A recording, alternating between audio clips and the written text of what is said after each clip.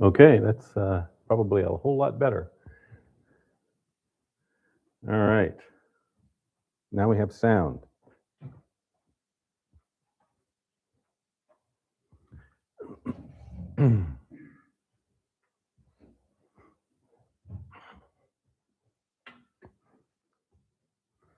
Okie dokie. There's two kings that were really good, seemed like. Yeah, But one of them still didn't remove the high places, and the other one did.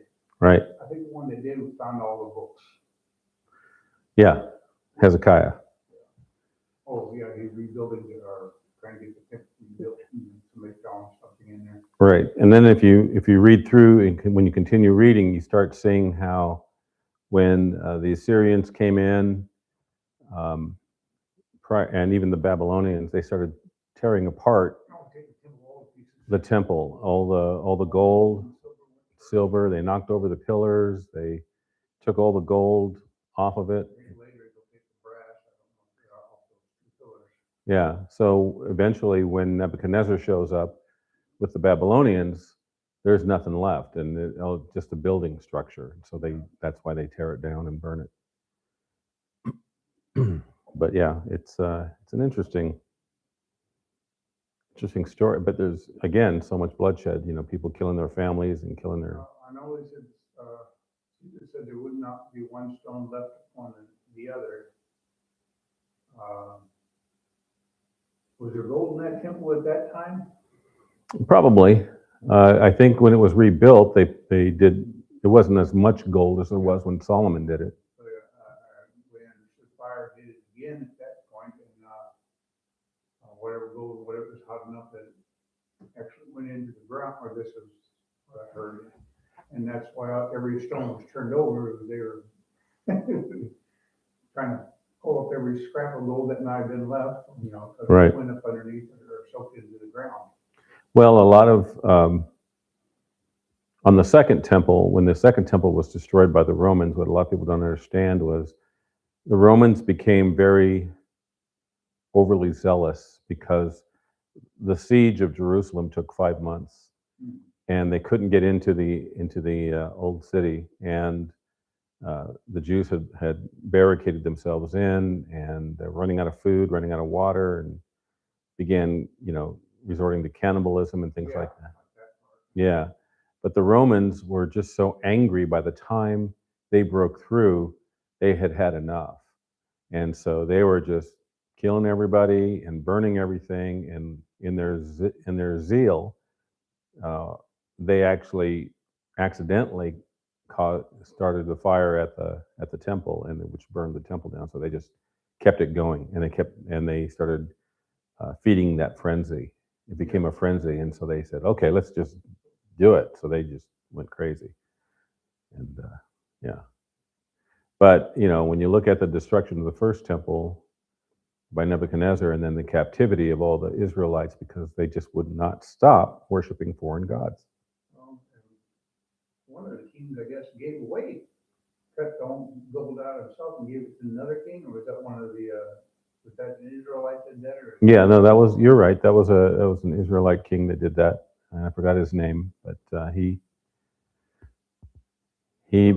basically bought his own freedom, sort of. With the gold from the. Yeah. Yeah. So it's Yeah, it bounced around a lot quick in that area. There was another, somebody came in and said, well, I want your wives, your children, and everything. Okay. And later he came back, well, I'm going to send some servants, and they're going to take everything that they look at that looks good from everybody. Yeah. And that's when they said no. What was interesting is early on in the readings, it mentions, when the Bible mentions people, it does it for a reason. And it mentioned a person named Nathan Melech, and that he lived in the colonnade next to the temple. And,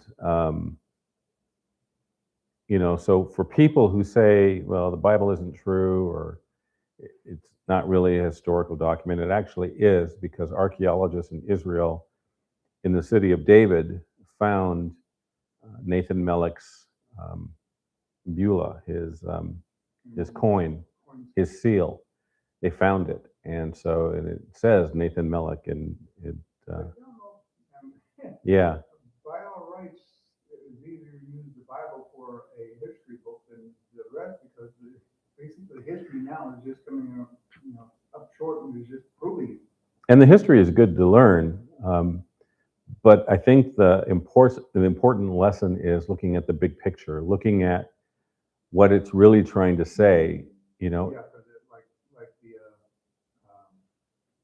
seven um,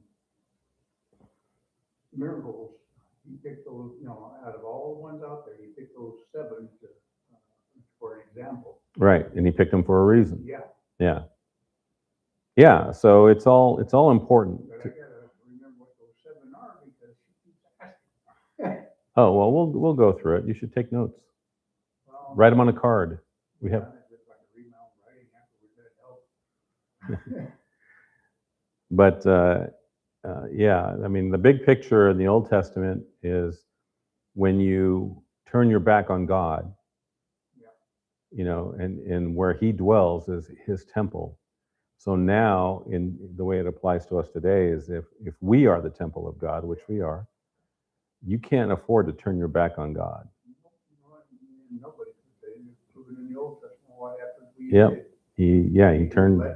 Yeah. It's not a pretty picture. You try to rule yourself. Yep. Every time I've done that, Yep.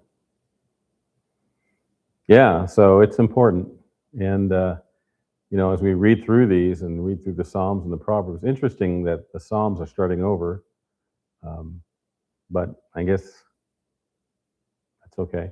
well, a lot of times it repeats for a reason. Yeah.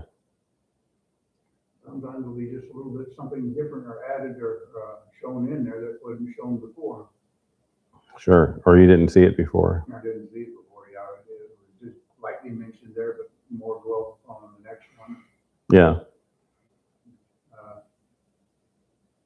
Yeah, it was just seemed to be jumping a whole lot of kings went through there. Yeah.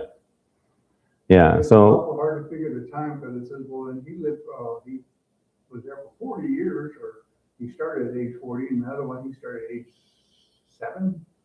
yeah, they started young. Some started real young, Some started in their 20s. Some started like 11 or 12. Yeah, some didn't get in until they were in their 40s. Yeah. So yeah, and like I said, there's a whole bunch of them going through there, and it started. I just finally got a hold of your name, let alone trying to remember. And that's because you're in the Bible, and my brother is David also. So you think I remember that first stuff. Yeah. But that took a long time to get that to stick, let alone. I don't remember anybody's name in here still. I got nicknames for some of them, but Yeah. like Biker Man didn't show up anymore. Biker Man. The guy that comes with the bike, or used to come on the bike. Oh, Cooper. Cooper, yeah. Sometimes when I hear the name, I'll remember. But that's the real problem, people that, well, you should teach. Well, it'd be great to teach, but tell somebody where to find it. A lot of times they want the verse and the place in the Bible to look for it, and then who? Yeah. When that doesn't stick, it's awful hard to, this gal knows enough of the Bible, she knows, but she's just seeing it from different aspects.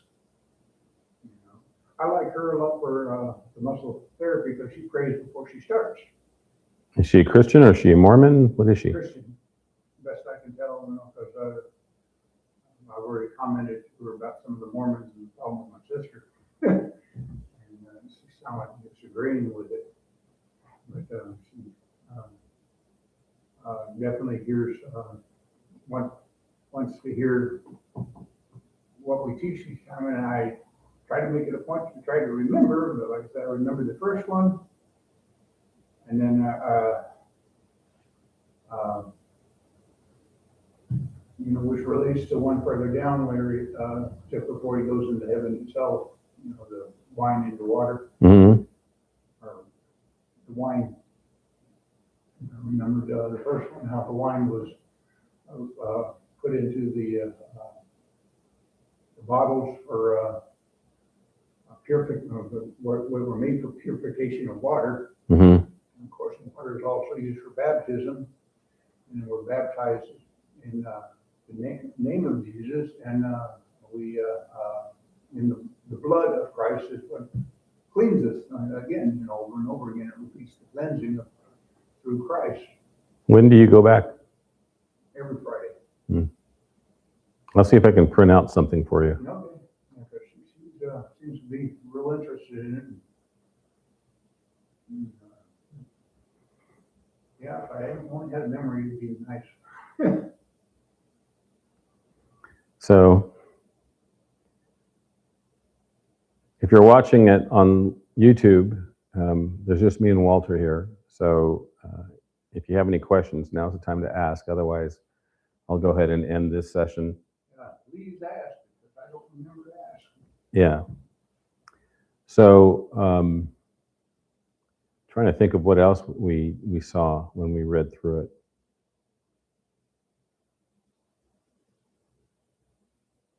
And then all that money was put aside for the temples to be built, and then they didn't to start with. Yeah. And then they told not to take any more money in, but they put something on the outside, and money came in anyhow, and then they used that. Yeah. So priests still playing games? Well, yeah. Well, here's the thing: is a lot of the bad kings, they didn't take priests out of the tribe of Levi like they were supposed to. Oh, What they did was they picked people off the street and said, "Hey, you want to be a priest? You know, some priests in 3 hots and a cot. There you go. You can come and stay in here, and we'll, you get to keep whatever you make, and blah blah blah." And that's He told them directly the money that comes in, all the money that's come in and donated, that's supposed to repair it, and then he come back and it wasn't. So he told them, well, you don't get no more money, but they still cheated and stuck the thing outside the door. yeah. But then enough money came in that they used that. Yeah, somebody was playing some games in there. I thought it was interesting when they were explaining the tearing apart of the temple and the laver, which is known as the sea, which was the big basin where they had full of water that was covered in bronze, that they took it apart. I think the Babylonians took it apart and they just ripped it all apart, took all the bronze off of it, took all the metals off of it, and then just tore the whole thing apart, which tells me that it was probably put together with wood and then lined with bronze on the inside and outside. Yeah. But because they burned everything. So yeah, it's interesting. How many times was the temple destroyed? Twice. The first time was it burnt, but the building still stood? No, it No, was it was completely taken down. it was taken down. Yeah, they had to rebuild it, and that's why it was probably just a pile of rubble the first time, and that's why Nehemiah said, when Darius said, "Yeah, we'll let you go back and rebuild it." That's why he wanted to rebuild it. He was the governor. He wasn't a religious person. He was. Been real pain taking it down. Those stones are huge. Yeah, they had to move everything. They had to rebuild the wall, which was 15 cubics was, I think, the length of some of those. Mhm.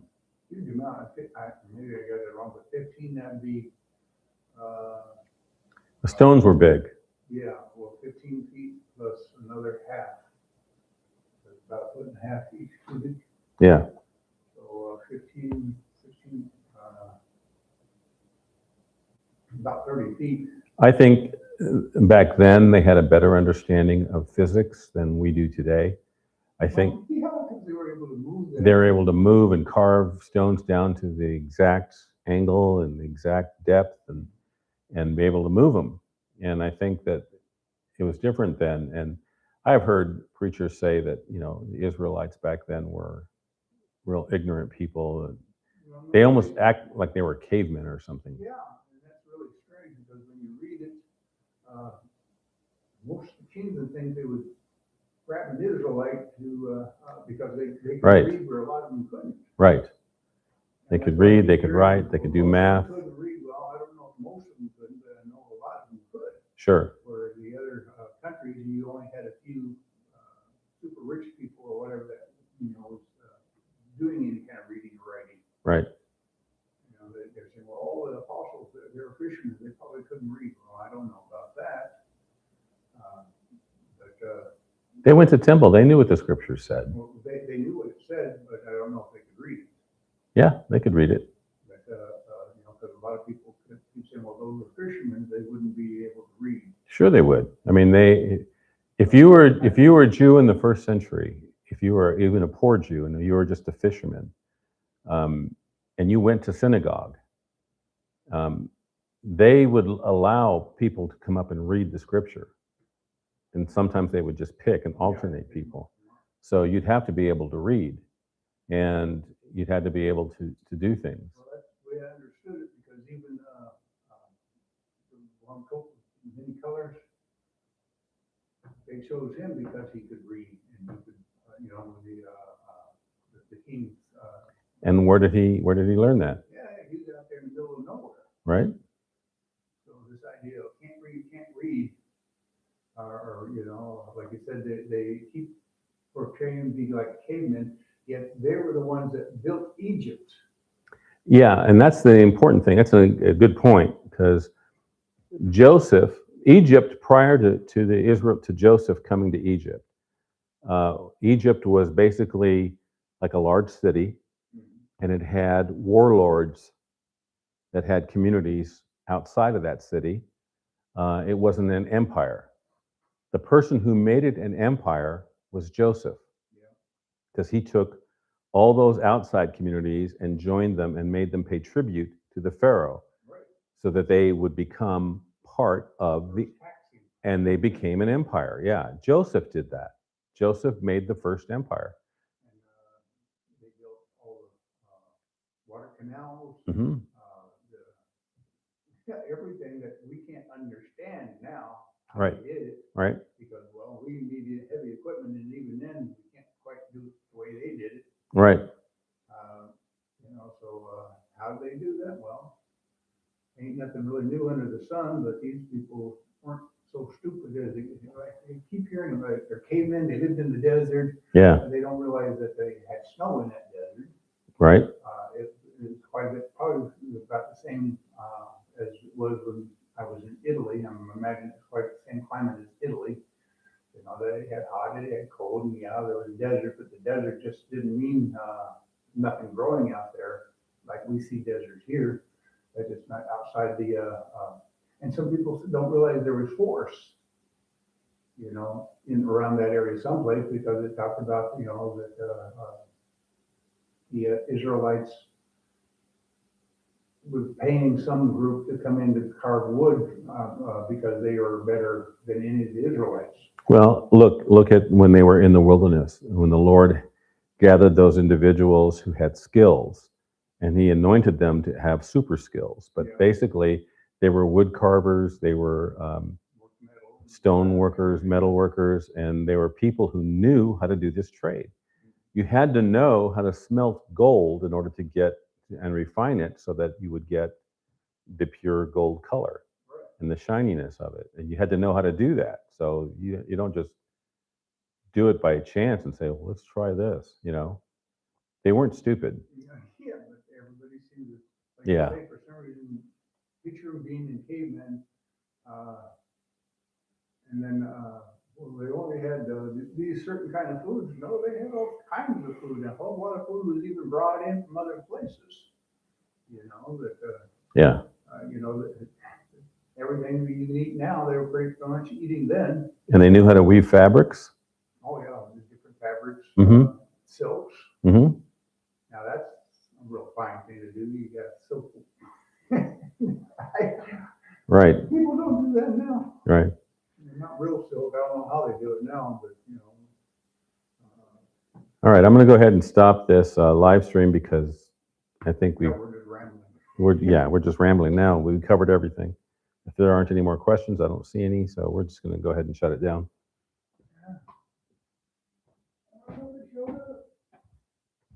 You did?